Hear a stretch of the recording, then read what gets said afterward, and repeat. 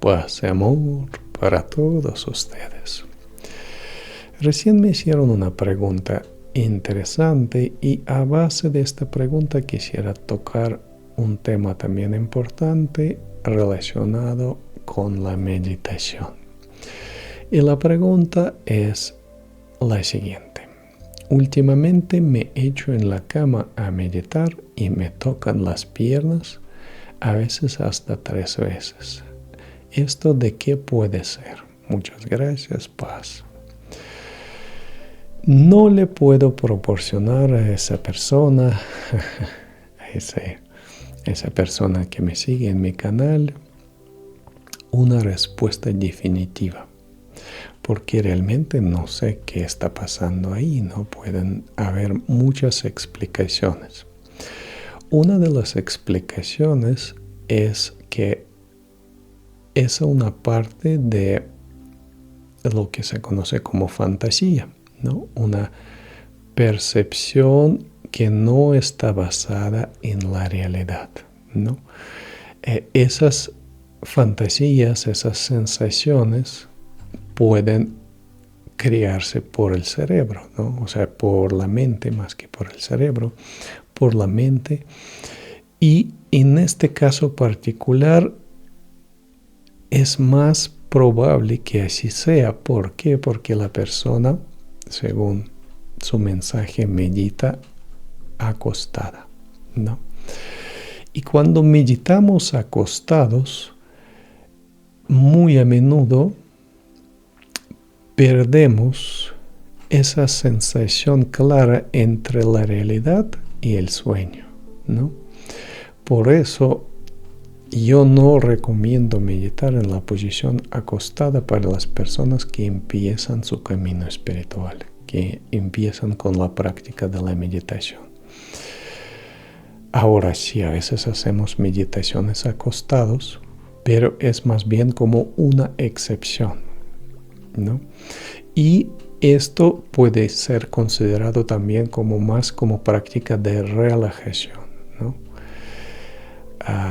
Porque es mucho más fácil relajarse en la posición acostada del cuerpo, y para muchas personas eso puede ser como un salto cuántico en cuanto a su meditación, porque son tan tensos que realmente no pueden meditar, esas tensiones corporales no les permiten.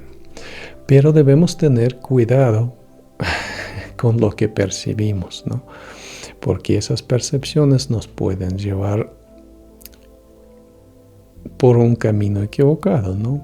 Podemos empezar a creer que estamos desarrollando poderes extrasensoriales, que no sé, vienen maestros espirituales, vienen espíritus y así por el estilo, ¿no? O sea, hay que tener cuidado. No significa que esto no puede pasar, realmente pueden pasar cosas en la meditación, ¿no?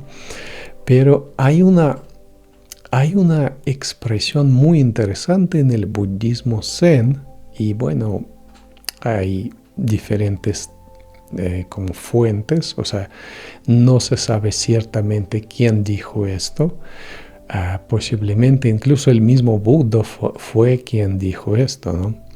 Pero más se atribuye a los maestros zen, a uno de los maestros zen, y esa frase es que si encuentras a un Buda en el camino, mátalo.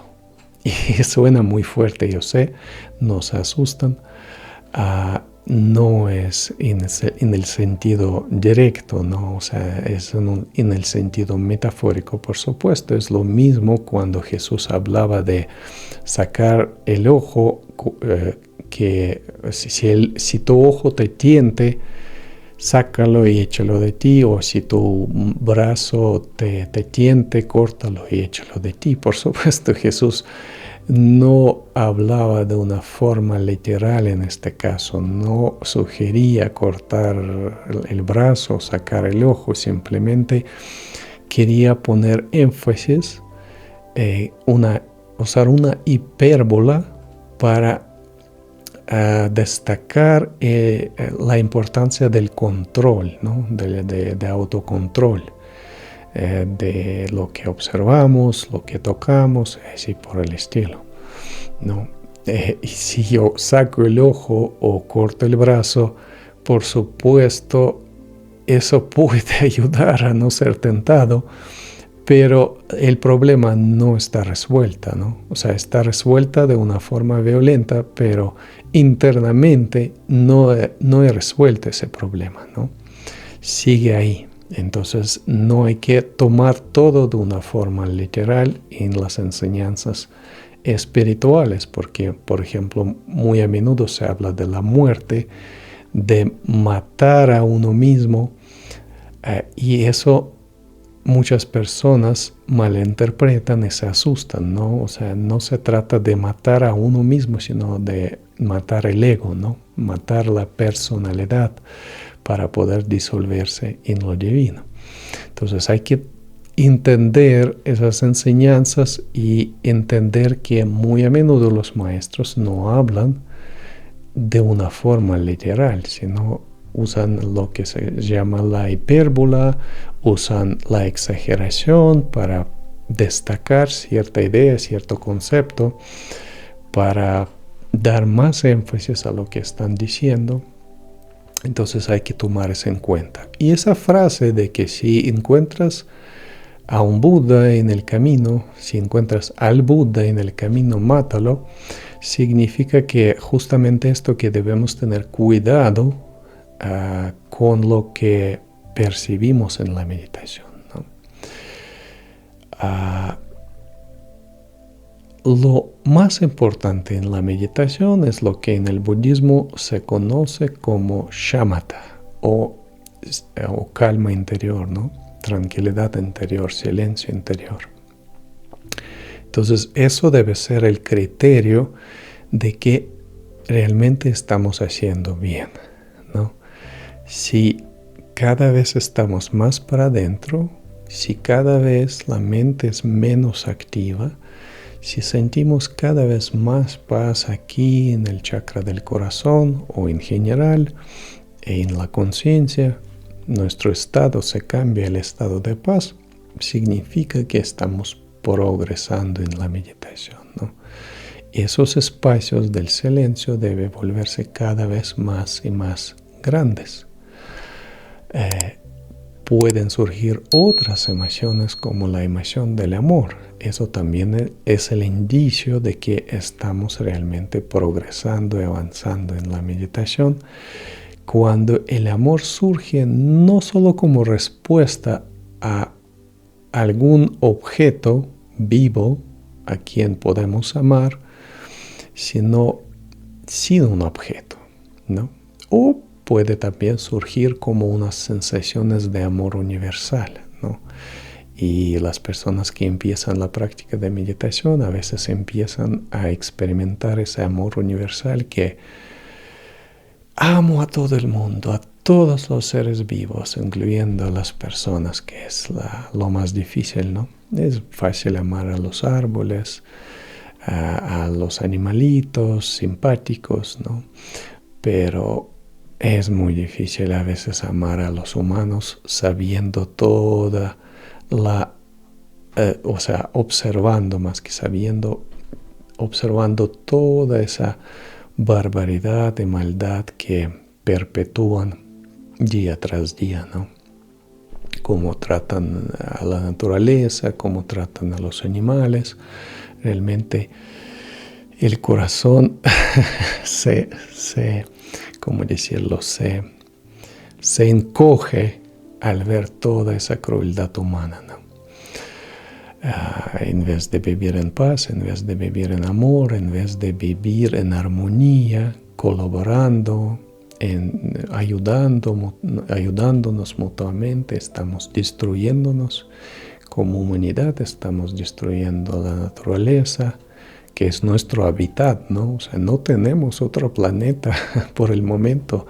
No hay el Marte y todos esos misiones de que vayamos allá, vayamos acá, pero todo es, por el momento, no es realizable, ¿no? Tenemos una casa que estamos destruyendo, ¿no?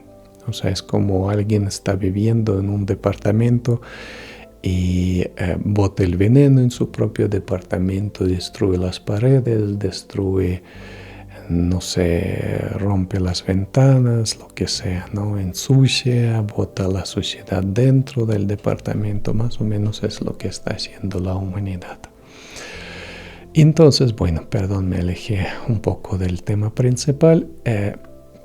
Yo recomendaría siempre y cuando sea posible meditar sentado o caminando, hasta que realmente nos fortalezcamos en esos estados de paz, de silencio interior, y también enseñamos al cuerpo a no dormir al relajarse, que es muy común. Cuando empezamos el camino de meditación, muy estrechamente relacionado con el camino de relajación, o sea, para aprender a meditar hay que aprender a relajar el cuerpo, es un requisito indispensable. Entonces el cuerpo, el cerebro, interpreta la relajación como una señal para dormir, ¿no? Porque siempre ha sido así en nuestras vidas. Nos acostamos en la cama o en sofá o en una hamaca y claro, empezamos a relajar el cuerpo como ya no tenemos nada más que hacer y el cerebro, el cuerpo interpreta esto como una señal para dormir. No sabe que vamos a meditar, ¿no? Entonces seguimos en ese patrón. Entonces hay que enseñar al cuerpo, al cerebro, al sistema nervioso que relajarse no significa dormir, ¿no? No necesariamente significa dormir, ¿no? O sea, eso no significa que ya no vamos a poder dormir, sino que vamos a poder modular nuestra conducta. Entonces, cuando queremos dormir, vamos a relajar igual el cuerpo y, o sea, ya vamos internamente a aprender a como que ordenar al cuerpo lo que tiene que hacer, ¿no? Entonces vamos a crear una intención de dormir y vamos a quedarnos dormidos, ¿no? Pero también debemos aprender a crear esa intención de no quedarnos dormidos, sino permanecer totalmente presentes y meditar, ¿no? La meditación no es dormir, la meditación no es el estado entre sueño y vigilia. No recuerdo la palabra exacta que se usa, sueño y vigilia, sueño y estar despierto. No es esos estados intermediarios, aunque parecen a la meditación, pero no son esos estados. La meditación se realiza en un estado totalmente consciente, presente, pero claro, poco a poco vamos aprendiendo a perder las sensaciones corporales, desconectarnos de las sensaciones corporales, de la manera que incluso en algunos momentos vamos a sentir que nos hemos disuelto. Ya no percibimos el cuerpo, ya no percibimos contornos del cuerpo, sino simplemente somos esta paz, somos este amor, somos ese espacio de tranquilidad, de luz, y así sucesivamente, ¿no? Y bueno, si meditamos en la naturaleza, vamos a poder expandirnos en esos espacios. Entonces, los únicos casos cuando se debería meditar acostado es cuando ya no tenemos fuerzas para meditar sentados o caminando, ¿no? Cuando ya sentimos que no damos más, ¿no? En estos casos sí podemos meditar acostado. Es mejor meditar acostado que no meditar. Entonces podemos acostarnos y realmente relajar el cuerpo y hacer alguna meditación. Pero por lo común, nuevamente destaco, es mejor aprender a meditar sentado y caminando, ¿no? Y yo incluso diría que la secuencia debe ser así. Primero aprender a meditar caminando, luego aprender a meditar sentado y luego uno aprende a meditar acostado sin dormir, sin perder la conciencia.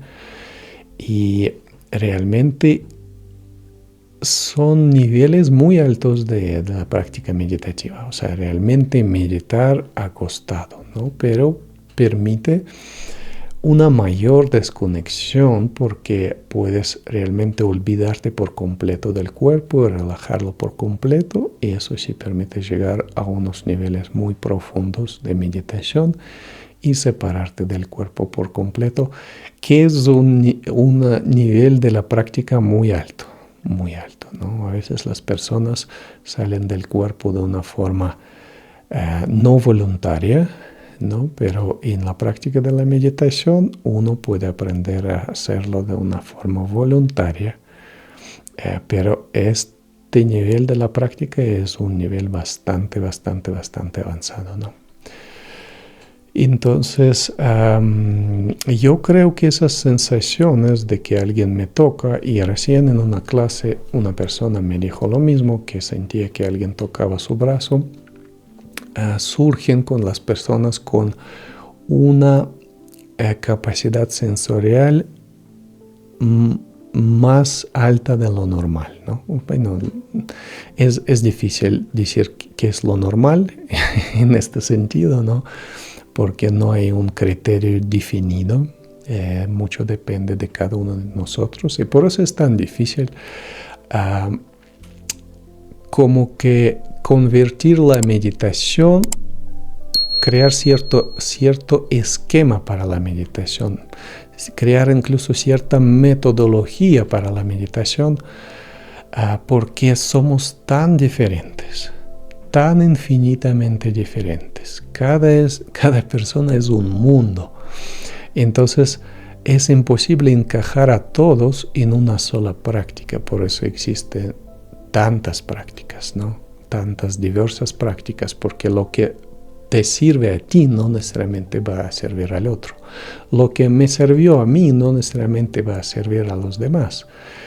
Va a servir a cierto porcentaje de las personas que comparten ciertas características que yo tengo, ¿no? Y por eso hay tantos maestros y maestras espirituales que comparten diferentes prácticas para tratar de incluir a todos en ese desarrollo hermoso espiritual, en ese hermoso desarrollo espiritual, ¿no? Y lo que para uno funciona, para otro no va a funcionar, hay que entenderlo. Por ejemplo, recién descubrí que hay cierta cantidad de personas que no saben visualizar. Hay un porcentaje de las personas, y eso es comprobado científicamente, que no saben visualizar las cosas. O sea, no pueden imaginar una manzana, no pueden imaginar, no sé, imaginarse, experimentarse sentados en un bosque, y así por el estilo. No tienen esa capacidad. Entonces, para estas personas, las meditaciones con la visualización va a funcionar muy poco. No van a ser eficaces, aunque esas personas podrían seguir intentando desarrollar esa capacidad, porque la capacidad para la visualización es aquello que se desarrolla. Todo, absolutamente todo lo que tenemos, tanto bueno como malo, desde el punto de vista de la evolución espiritual, desarrollamos durante muchas encarnaciones. Entonces, si alguien tiene ciertas capacidades, por ejemplo, musicales o de danzar, desde muy pequeño significa que ha desarrollado esas capacidades en sus encarnaciones anteriores, y por eso tenemos esos famosos casos de las personas que empezaban a tocar ciertos instrumentos, hasta componían composiciones musicales complejas desde muy pequeño, ¿no? Es justamente por eso, porque han desarrollado esas capacidades en sus encarnaciones anteriores, ¿no? O empezaban a bailar de una forma muy armoniosa, y así sucesivamente. Todo eso, lo que desarrollamos, se guarda en el alma, se vuelve una parte del alma. Y mientras más vieja el alma, más capacidades puede tener y más enriquecedor y más diversa es su manifestación en el mundo material. Por eso hay personas que son como genios, ¿no? O sea, se destacan tremendamente entre otras personas por sus capacidades. Entonces, hay que tener eso en cuenta. Y para esas personas que, por ejemplo, no saben visualizar, les serviría mucho más, por ejemplo, enfocarse en su respiración, ¿no? A sentir cómo el aire entra, cómo sale, porque ahí no tienen que crear ninguna imagen, solo tienen que sentir su cuerpo y así sucesivamente. Sentir la paz, sentir el amor. Para estas personas las técnicas van a ser diferentes para meditación, ¿no? Hay personas que no saben relajarse. Y si no saben relajarse no van a poder meditar. Entonces para estas personas lo importante es primero aprender las técnicas de la relajación, ¿no? Calmar un poquito la mente. Y lo otro que he observado es que las personas que más necesitan la meditación son los que menos persisten en este camino. Más necesitan de la meditación porque son muy agitadas, ¿no? O sea, tienen un bucle, una tormenta emocional dentro de ellos, una tormenta mental dentro de ellos. Y no pueden calmarse, ¿no? Y muchas personas dicen justamente esto, que no puedo calmarme, no creo que pueda meditar. Y es lo mismo que cuando uno nunca ha entrenado y va al gimnasio y prueba una vez y sale totalmente adolorido, tal vez incluso lastimado porque levantó una pesa mal o no sé, se le cayó algún implemento deportivo encima. Entonces ella dice, no, yo no sirvo para esto, yo no sirvo para entrenamiento, voy a seguir viviendo así como estaba viviendo, ¿no? Y ya se rinde. Y claro, no va a poder desarrollar las capacidades físicas de esta manera, si desiste tan rápidamente, ¿no?